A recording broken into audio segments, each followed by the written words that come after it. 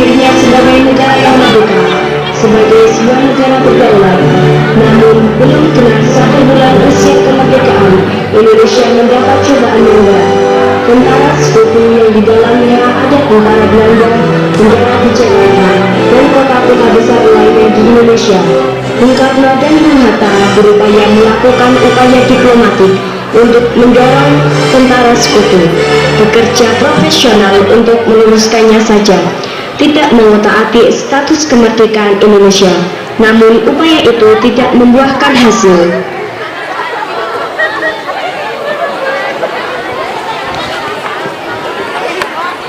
Doa yang benar, cepat-cepat, ayo, cepat. Beras itu milik kita, ayo ambil. Atas saran Jenderal Besar Sudirman, Bung Karno diminta untuk mengirim utusan khusus kepada Raisul Akbar Nahdlatul Ulama Hadratus Syekh Haji Hasyim Asy'ari di Ponpes Tebu Ireng Jombang. Tujuannya untuk meminta fatwa tentang hukum berjihad membela negara yang notabene bukan negara Islam seperti Indonesia. Assalamualaikum. Karno, Beliau berpesan, apakah hukumnya membela tanah air? Bukan membela Allah, membela Islam, atau membela Al-Quran. Sekali lagi, membela tanah air, apa hukumnya, Kiai? hukum membela negara dan melawan penjajah adalah fardu ain bagi setiap mukallaf yang melawan penjajah itu, termasuk jihad fisabilillah.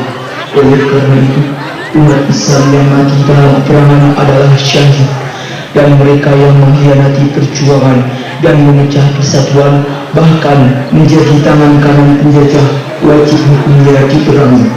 Perang menolak dan melawan penjajah itu fardu ain yang harus dikerjakan orang-orang Islam, laki-laki, perempuan, anak-anak, bagi yang bersenjata atau tidak, bagi yang berada dalam jarak lingkaran 94 km dari tempat masuk dan kedudukan musuh. Bagi orang-orang yang di luar jarak lingkaran tadi, kewajiban itu jadi fardu kifayah yang cukup kalau dikerjakan sebagian saja.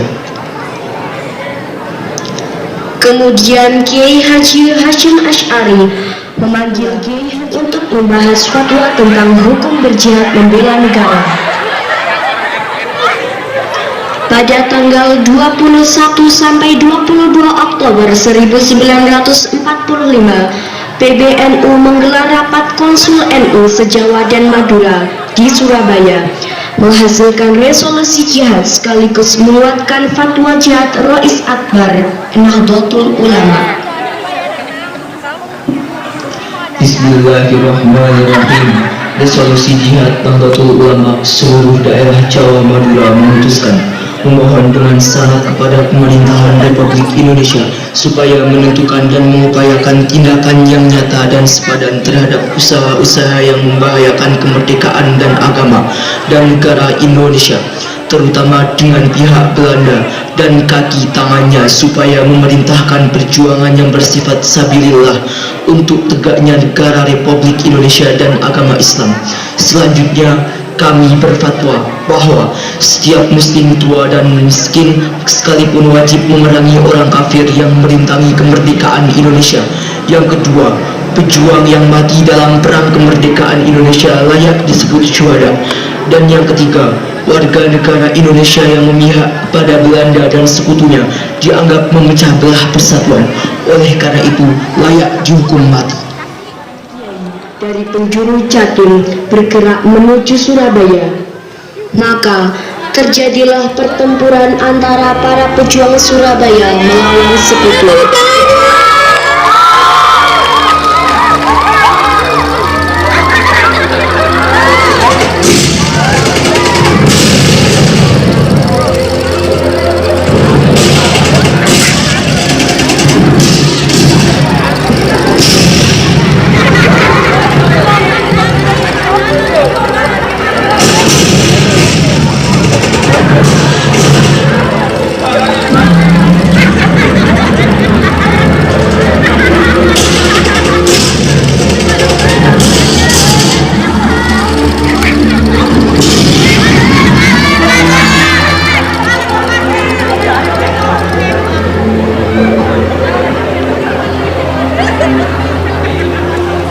pada tanggal 30 Oktober 1945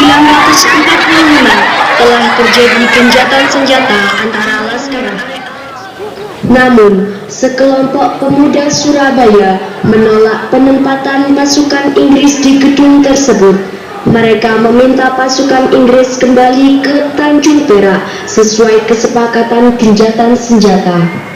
Tolong beritahu mereka bahwa kita setuju gencatan senjata dengan Indonesia.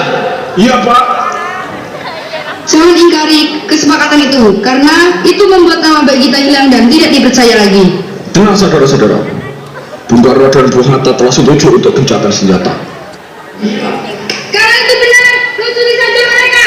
Lucuti.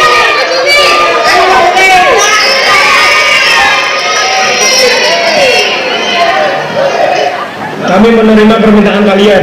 Saya yang akan bertanggung jawab penuh. Dan sekarang biarkan kami masuk. Mereka akan bertanggung jawab penuh. Jadi biarkan kami masuk ke dalam gedung itu. Rakyat Indonesia pun memberikan kesempatan untuk pasukan Inggris masuk ke dalam gedung internasional. Mayor. Iya, Pak. Saya dapat perintah dari Brigjen Malabi. Proses gencatan senjata sedang berlangsung, tetapi mereka menginginkan kita menyerahkan senjata dan menyerah. Akan tetapi, Jenderal memerintahkan kita untuk mengambil tindakan apapun yang diperlukan untuk memastikan keamanan bagi pasukan. Siap, Kapten. Akhirnya, terjadi ketegangan yang menurut baku tembak di tempat ini secara mengejutkan. Malabi Jenderal Robert Mansur mengultimatum Laskar Pejuang dan Tentara Indonesia agar menyerahkan senjata kepada Inggris paling lambat 10 November 1945. Malabi, saya katakan Laskar Pribumi harus menyerahkan senjata-senjata mereka kepada kami paling lambat 10 November. Kalau tidak, akan saya bunuh hanguskan Surabaya. Mendengar ancaman itu, para komandan Laskar Hizbullah Sabilillah Penduduk kota Surabaya, kita semuanya telah mengetahui bahwa hari ini tentara Inggris telah menyebarkan pamflet-pamflet yang memberikan suatu ancaman kepada kita semua. Kita diwajibkan untuk dalam waktu yang mereka tentukan menyerahkan senjata-senjata yang telah kita rebut dari tangannya tentara Jepang. Tetapi inilah jawaban kita. Selama pantai-pantai Indonesia masih punya darah merah yang dapat membuat secari kain putih, merah dan putih, maka selamanya itu tidak akan kita menyerah kepada siapapun juga. Allahu Akbar, Allahu Akbar, Allahu Akbar. Merdeka!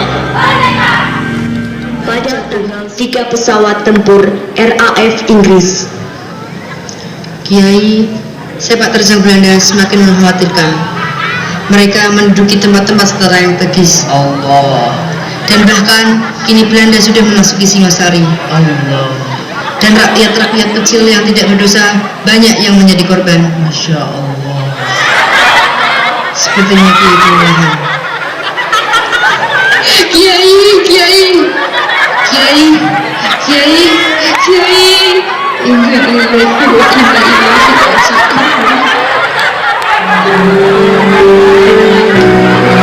Indonesia berduka karena kehilangan Ki Haji Hashim Asy'ari. Namun perjuangan terus membara demi negara kesatuan Republik Indonesia. Walau pasca negara terekspos dengan baik pada hari ini, para santri telah mendiskualifikasikan